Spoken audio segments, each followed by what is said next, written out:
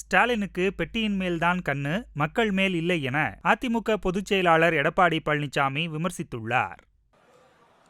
அவருடைய முன்னாள் அமைச்சர்கள் அப்பொழுது சட்டமன்ற உறுப்பினராக இருந்தார். ஊர் ஊரா போய் ஒரு திண்ணையை பார்த்து பெட்ஷீட்டை போட்டு அமர்ந்து, உங்களுக்கு என்ன குறை இருக்குது சொல்லுங்க, நான் ஒரு பெட்டி வச்சிருக்கிறேன். எப்பவுமே பெட்டி மேதான் கண்ணு ஸ்டாலினுக்கு, மக்கள் மீது கண்ணு கிடையாது.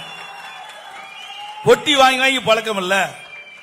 அதே பெட்டியை வைத்து உங்களுடைய குறைகளை நீங்கள் எழுதி மனுவாக அந்த பெட்டியிலே போடுங்கள்.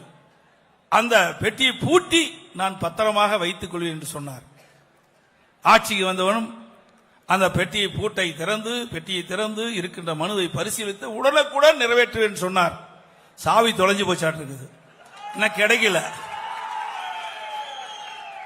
எப்படி தந்திரமாக கவர்ச்சியாக மக்களிடத்தில் பேசி மக்களை கவர்ந்து மக்களை ஏமாற்றி ஆட்சிக்கு வந்தார் என்பதை நீங்கள் எண்ணி பார்க்க வேண்டும்.